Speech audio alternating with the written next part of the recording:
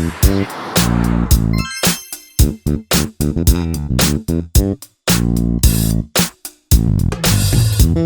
assalamualaikum warahmatullahi wabarakatuh. Waalaikumsalam warahmatullahi wabarakatuh. Kembali bareng sama Om Adit dan Om Hamid. Ini kita kedatangan tamu ini spesial ini, Mit. Spesial ya. Spesial pakai telur. Kita kedatangan tamu aktivis, pinter, ganteng. Yes. Namanya siapa? Namanya, silakan Om memperkenalkan Saya diri. Ade Irawan, tapi tidak ada hubungannya dengan almarhumah Ibu Ade Irawan. Ade Irawan. Iya. Oke, kita spesial mengundang Kang Ade Irawan, panggilnya Kang Ade aja ya. Iya. Karena kita akan coba ngomongin gimana sih anak-anak muda ini terjun ke dunia politik. Dan ini bahasan kita berapa waktu lalu ya? Iya, Lalu ya? itu beberapa episode yang lalu kita sudah ngomongin tentang kenapa anak muda tuh harus perlu kasih perhatian terhadap politik. Ya. Ya. Nah, sekarang kita kedatangan tamu yang kebetulan spesial karena beliau ini sedang mempersiapkan diri.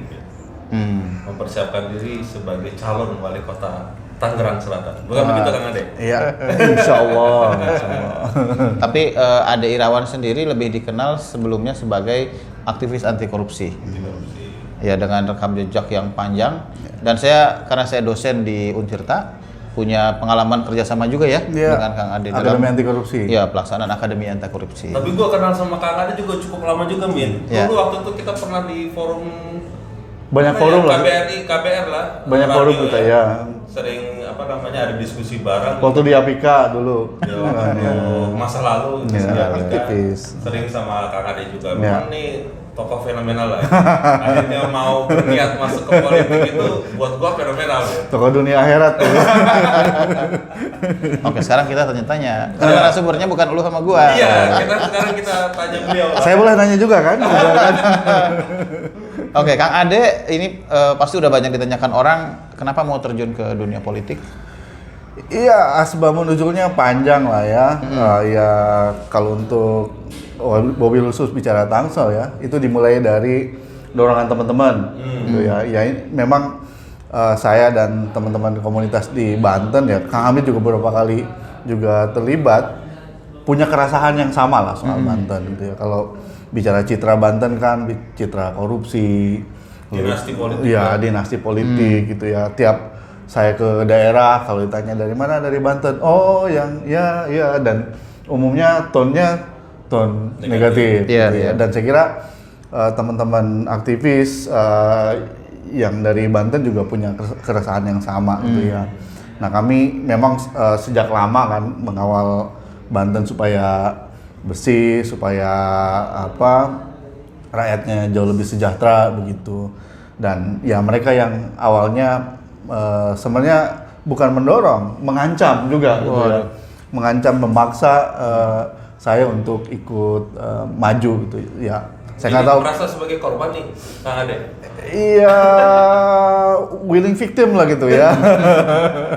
Kira-kira seperti itu, karena saya melihat ya apa yang diperjuangkan kami selama ini kan ya kami lihat memang lewat jalur yang sudah ada gitu yang sekarang kan dengan demokrasi semuanya terbuka dan potensinya jauh lebih besar lah kalau kita mau dorong perubahan gitu ya. Saya kira ya makanya kemudian saya ikut setuju gitu ya, dan ya teman-teman yang sebenarnya lebih banyak rearrange itu. Saya sih melihat ini ya sama saja ketika menjadi aktivis ya, hampir puluhan tahun lah bicara soal aktivis anti korupsi. Ujung-ujungnya kan sebenarnya apa? Ujung-ujungnya kan kesejahteraan rakyat. Ujung-ujungnya kesejahteraan rakyat.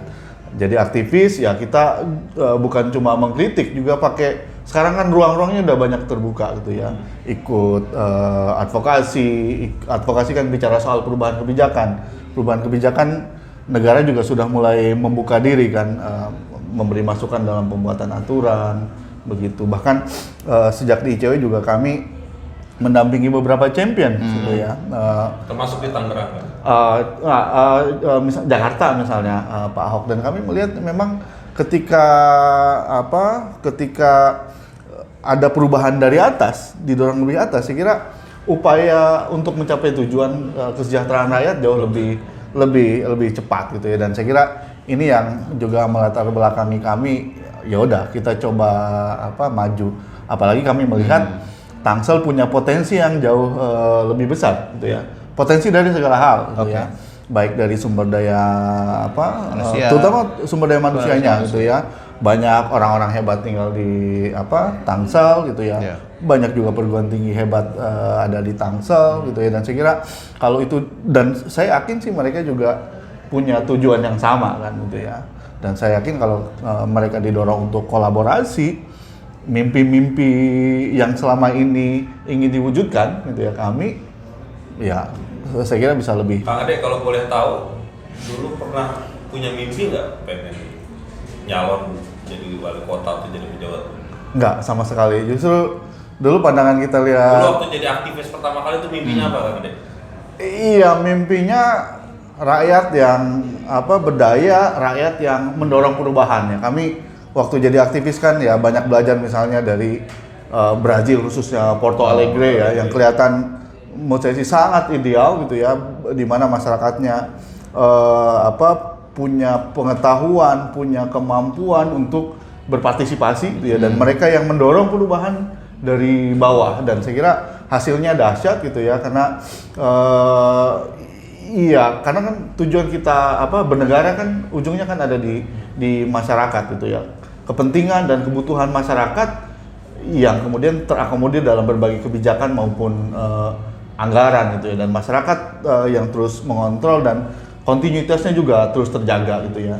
Mimpi besarnya seperti itu. Jadi bagaimana dalam konteks anti korupsi, bagaimana mengajak agar masyarakat turut berpartisipasi dalam proses pembuatan kebijakan, masyarakat yang mengontrol gitu ya, balance antara negara dengan masyarakat tinggi gitu ya, cukup baik gitu ya, masyarakat bisa mengontrol sehingga berbagai masalah gitu ya seperti korupsi tidak terjadi. Jadi impian besarnya seperti itu gitu ya. Jadi makanya kemudian yang banyak kami lakukan ya penguatan masyarakat itu. Kami berharap masyarakat yang justru ada di depan gitu ya, justru menjadi imam dalam pemberantasan korupsi gitu ya. Jadi itu sebenarnya mimpi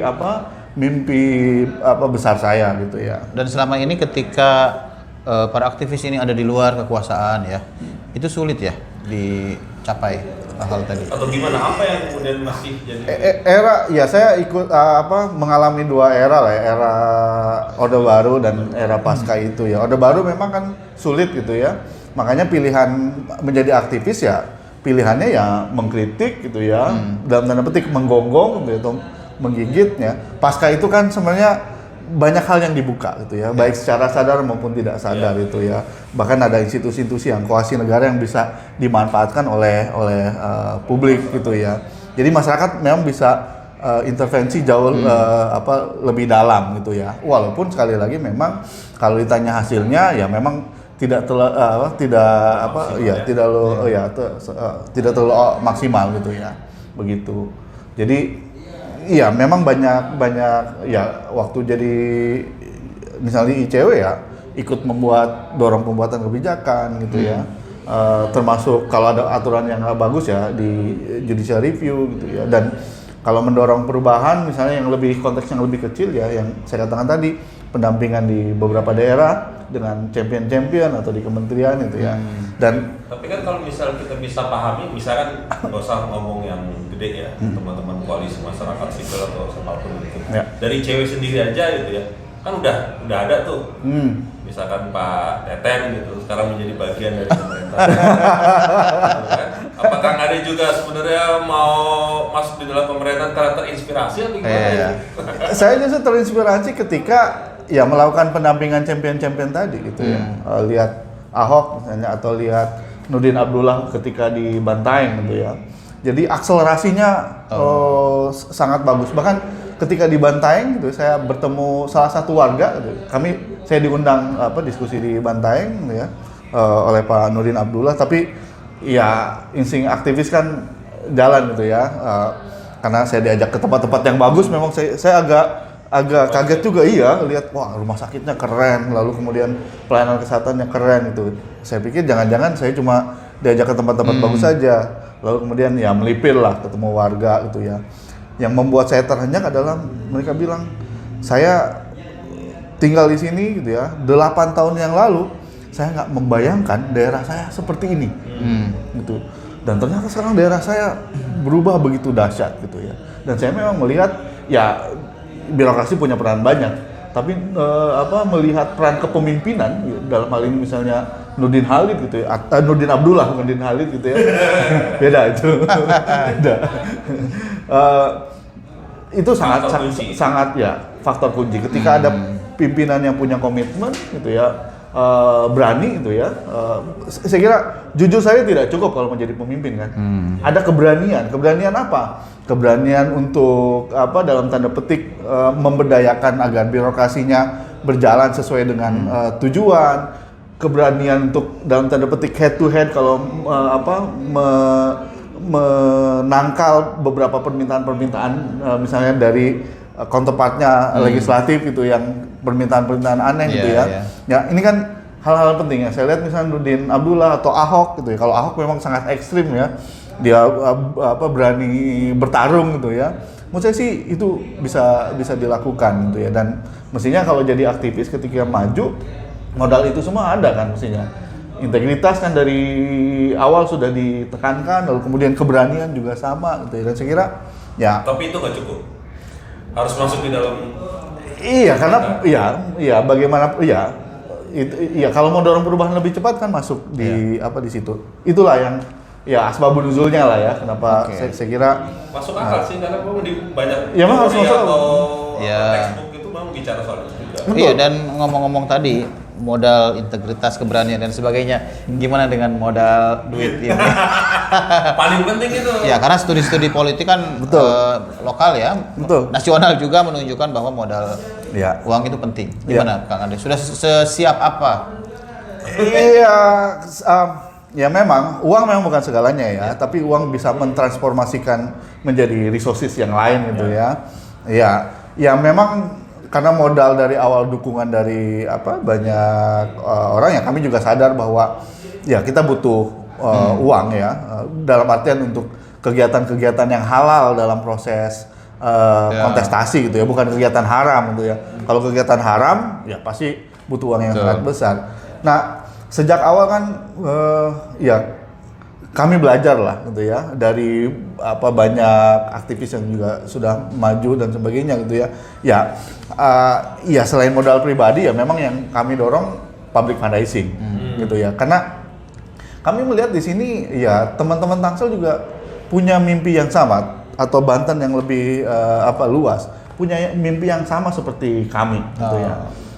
Di Tangsel ya walaupun banyak misalnya ngomong cuma di medsos dan sebagainya, mereka ketika melihat ada harapan gitu ya, melihat orang yang punya visi, orang yang punya komitmen yang sama, dan saya kira mereka mau tergerak untuk itu. Dan saya kira contohnya sederhana ya, saya mulai running pun sudah mulai beberapa orang ikut bantu ya, bukan cuma bantu doa atau bantu tenaga gitu ya. Konkret ya kalau bantu doa mah ya? Ya insya Allah konkret lah gitu ya, insya Allah gitu ya, walaupun tidak bisa secara langsung dikapitalisasi gitu ya. Tapi ada juga yang bantu ya, mulai dari spanduk termasuk uang dan sebagainya. Saya kira ini potensi yang sangat besar gitu ya.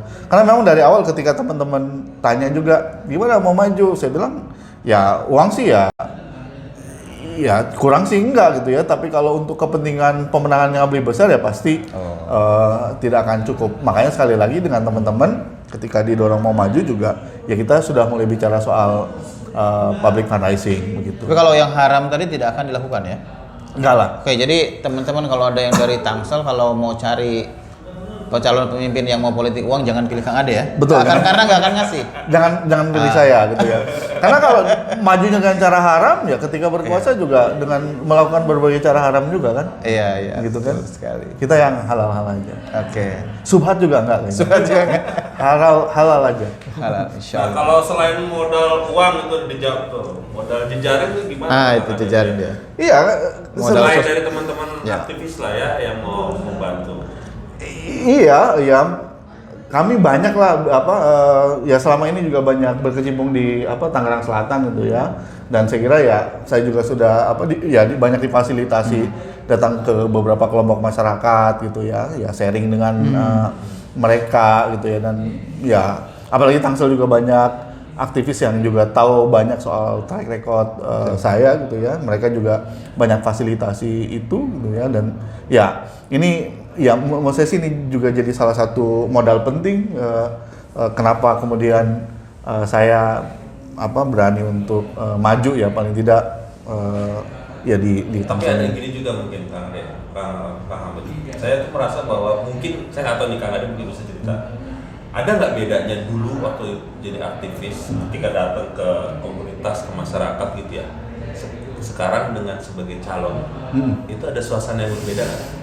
Reaksi atau respon di komunitas atau masyarakat? Iya, waktu di cewek Mau pengen tahu nih, nanya duit nggak? kalau nanya duit nggak ada. Mereka tahu ya. Sebagian besar yang saya datangi itu latar belakang saya aktivis gitu ya. Aktivis anti korupsi. Aktivis anti korupsi. Ya kalau beberapa persamaannya memang banyak aspirasi loh dari mereka, dan makanya saya tahu banyak hak-hak mereka yang belum terpenuhi begitu. Itu beberapa persamaannya. Perbedaannya sih saya kira ya memang melihat kita sebagai aktivis kan mereka anggap kalau dulu walaupun kami sih usahakan ya berdaya bareng gitu ya. Mereka melihat oh ini orang yang tanda petik mau langsung menolong gitu ya. Bisa langsung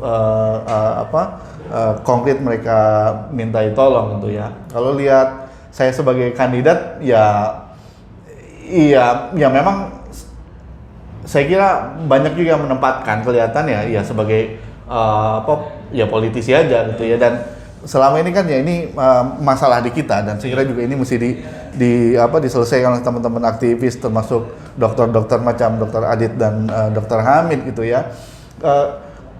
Ya ketika orang melihat politisi, melihatannya ya dalam tanda petik ya mereka datang cuma pas ada kepentingannya aja gitu ya. Kasih harapan, itu kita kasih proposal. Dikasih PHP begitu. Iya ada seperti walaupun ketika mereka tahu. Jadi udah banyak berapa proposal Kang Ade? Alhamdulillah enggak. Enggak. Ya saya kira latar belakang saya sebagai aktivis cukup membantu lah ya. Cukup membantu. Karena itu yang gue dengar juga gitu loh dari cerita-cerita para politisi mau jadi caleg ataupun calon kepala daerah. Jadi pas lagi proses maju dia akan selalu diberondong dengan berbagai proposal, permintaan ini, permintaan itu. Itu Pak jalan rusak Pak, ini musola Pak. Iya. Ya kalau ke saya sih secara langsung tidak ada gitu ya. Ya kalau aspirasi, nitip aspirasi, ya atau kemudian ya Pak kalau udah terpilih harus ingat lagi ke sini, iya begitu ya. Jadi ya lebih banyak seperti itu. Walaupun ada juga misalnya yang WA gitu, Pak mau minta bantuan ini gitu ya. Ada gitu, walaupun nggak banyak. Tapi proposal secara langsung, proposal dalam artian ini ya enggak. Karena saya lebih banyak bicara soal apa yang mau dilakukan gitu ya. Apa yang cita-cita bareng dorong perubahan di Tangsel begitu. Oke, sekarang saya mau coba tanya, mau explore soal gagasan ya.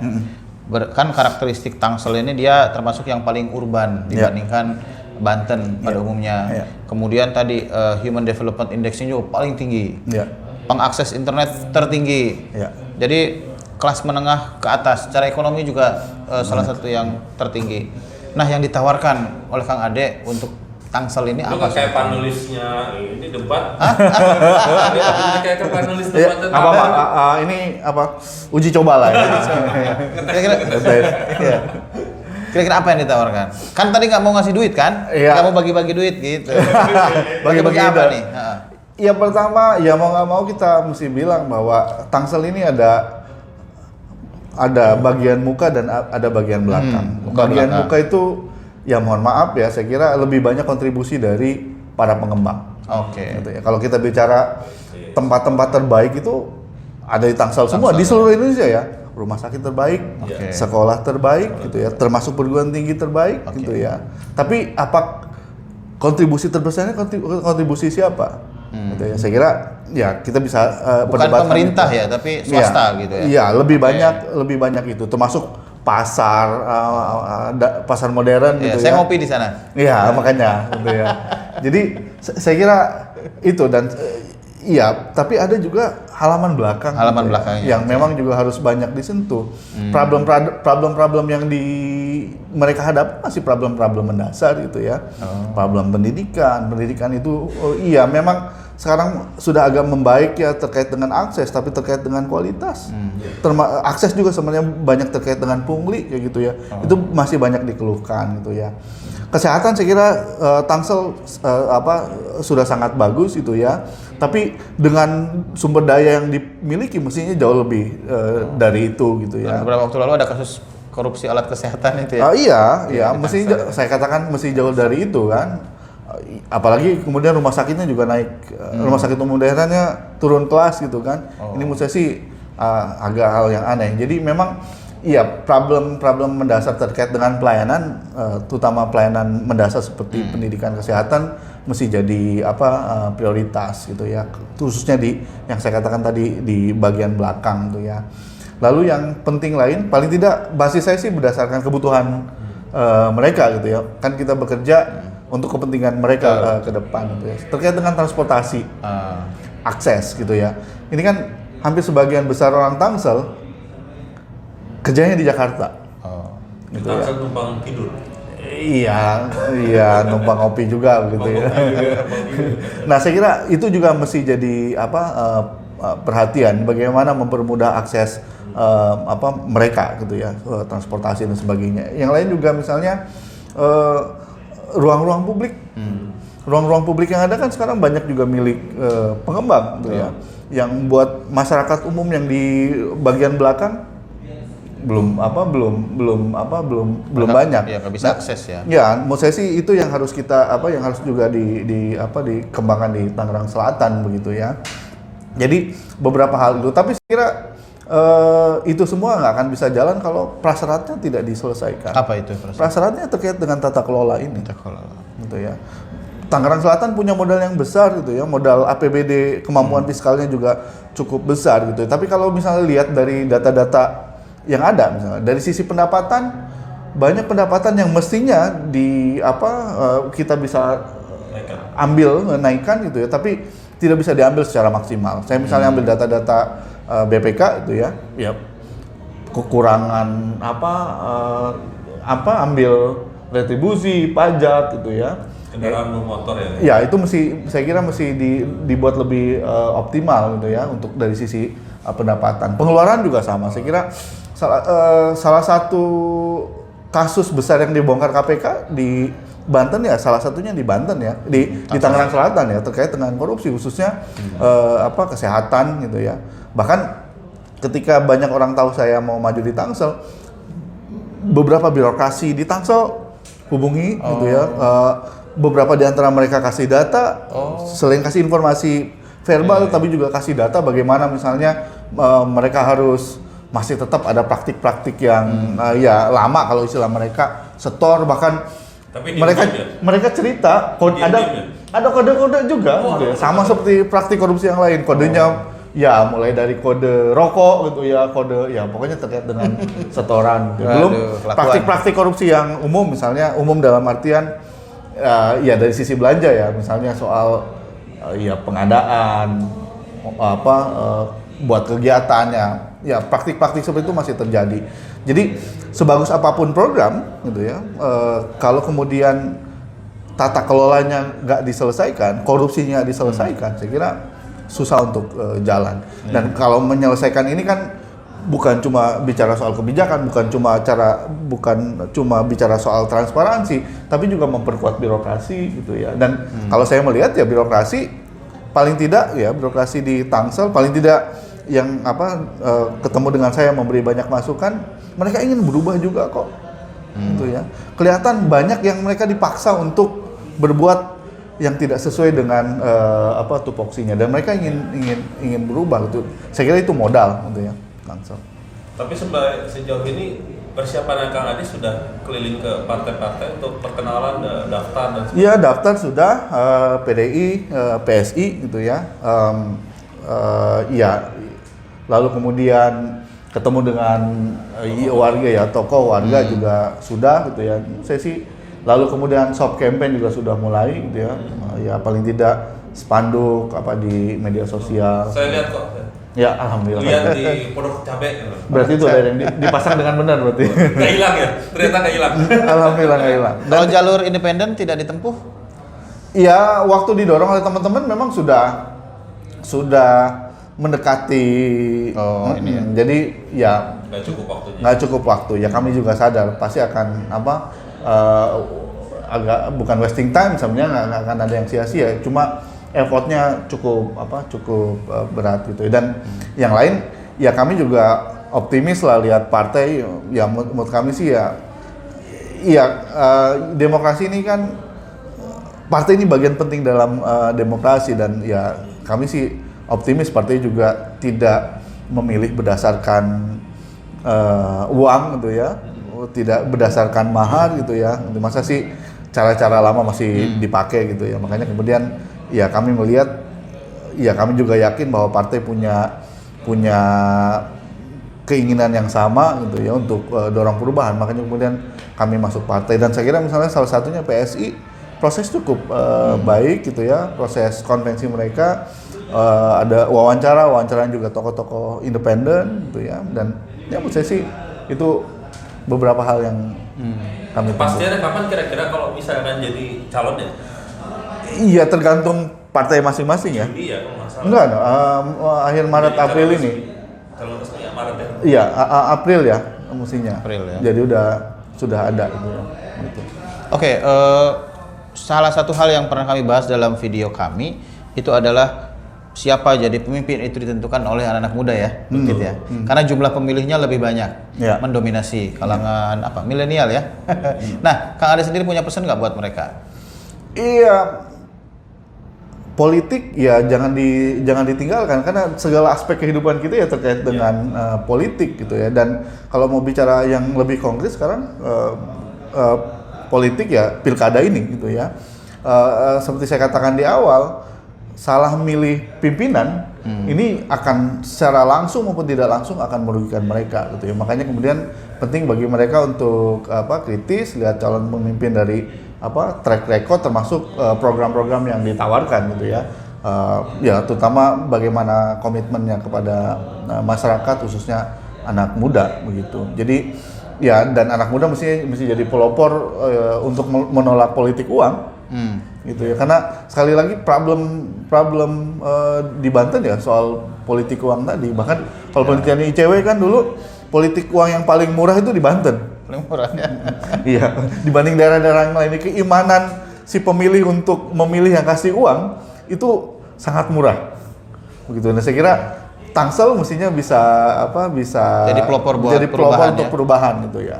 Dan ya dimanapun ya anak muda yang menjadi pelopor. Kalau kita lihat sejarah bangsa ini gitu ya, dimulai dari anak-anak muda ini. Dan mesti ingat pesan Kurt Cobain ya, walaupun itu band kelompok tua seperti Kang Hamid, Kang Adit gitu ya. Tugas utama kaum muda kan melawan korupsi. Itu pesan Kurt Cobain.